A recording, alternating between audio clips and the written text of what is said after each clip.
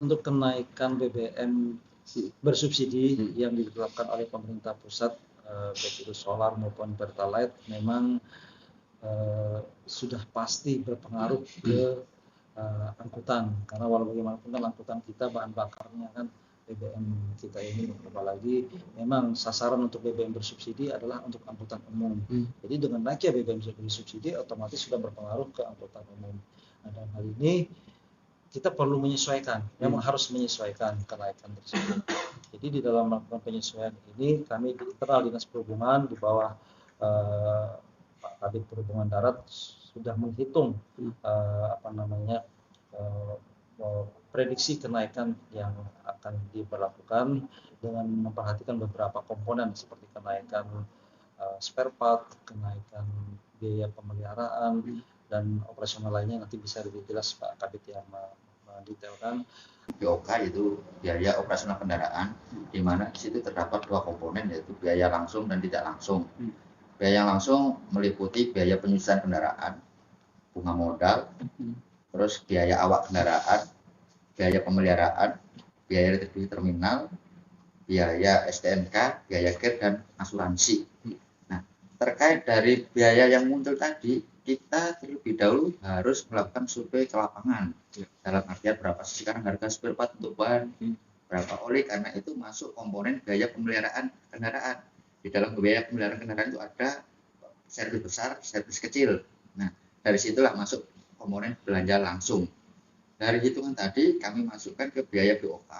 Nah, disitulah akan muncul bahwa kendaraan per penumpang per kilo ketemunya segini rupiah.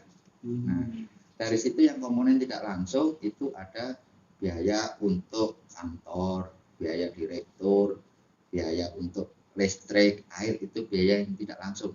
Dari komponen itu kami, kenapa sih kami bukan agak terlambat sih, kemungkinan se-Indonesia memang kondisinya memang sama. Karena begitu naik BBM kan tidak serta-merta spare part itu langsung naik. Kadang-kadang masyarakat mau minta menyesuaikan, kita minta data, Pak, belum Pak, ini masih, nanti jangan-jangan Bapak harga ban 540, takutnya nanti 570.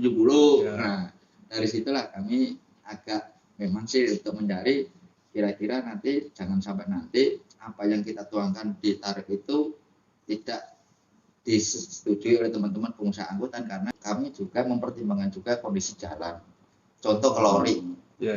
Di situ kan kondisi jalan tidak mulus akan berpengaruh juga terhadap tarifnya, sehingga kami masukkan namanya TUSLA.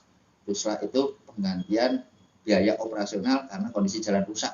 Kita hitung 25% dengan sepanjang jalan yang rusak tadi. Suatu misal kalau 5 kilo ya 25% tadi dengan nilai tarif dasarnya. Suatu misal kalau 800 kita kalikan 5%-nya dari situ. Dari situlah sehingga nanti akan muncul perbedaan. Kenapa sih ada tarif jaraknya jauh kok lebih murah daripada yang dekat? Karena mempertimbangkan kondisi jalan tadi.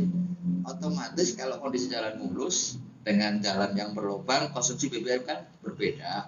Dari situ kami masukkan biaya perhitungan tarif yang ada. Kalau BBM naik, otomatis ikutannya harga spare part. Jelas ikut berpengaruh juga dari situ. Kalau komponennya memang utama, kalau BBM memang komponen utama, terjadinya kenaikan tarif memang iya. Untuk menjaga situasi di lapangan agar tetap kondusif, terus pihak pemilik atau pengemudi kendaraan tidak dirugikan, ya secara bukan kita merintahkan, silakan dinaikkan sepanjang tidak melebihi dari 10%. Nah, saya bilang gitu kan otomatis kan, jangan sampai nanti melebihi itu, ya kami nggak bisa bertanggung jawab. Nah, antara 10 sampai 30 sih memang ketentuannya begitu dari karena BBM yang ada naik sekarang kan kurang lebih, kalau solar kan naiknya kurang lebih 32%.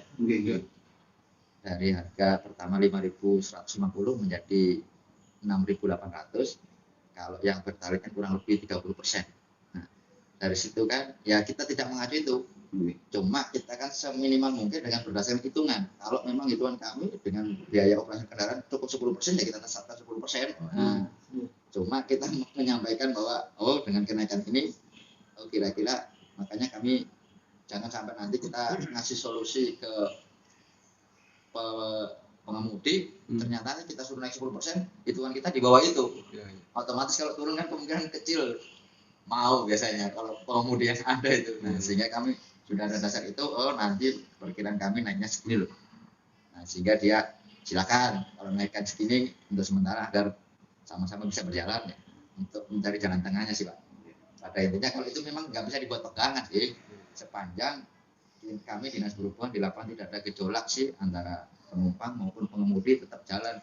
Yang kami khawatirkan Pak, kita nggak naikkan, pengemudi ini mogok, yang susah juga kita. Sementara kita armada bis juga sudah nggak ada untuk angka penumpang yang ada. Nah, untuk jalan tengahnya itulah ya kami kemarin ya sama diskusi dengan Organda yang untuk menyiasati sebelum tarif ini berlaku ya silakan gunakan ini. Nah, bila mana nanti tarif berlaku seandainya pun naik 1%, itu yang tetap dipakai. Nah, karena rencana kami setiap kenaikan tarif akan kita pamang di terminal masing-masing. Contoh ibarat tanah Perwari tarifnya berapa, sehingga keinginan kami masyarakat juga bisa mengawasi gitu. Karena dengan dasar hitungan yang ada, kalau seandainya teman-teman sopir punya keinginan naik segini, dasarnya mana? Kami kan paling kan harus ada hitung-hitungan juga gitu. Katakanlah kalau hitungan kami ibaratnya 10.000, dia 11.000, tolong sampaikan ke kami komponennya dibuat untuk menghitung ini apa-apa. Ya, dari situ kalau kita ibaratnya berdebat data kemungkinan kan masih bisa diterima sih. Yang penting ada dasarnya, dia menaikkan tarif segini harusnya dasarnya dari mana kan gitu. Mungkin itu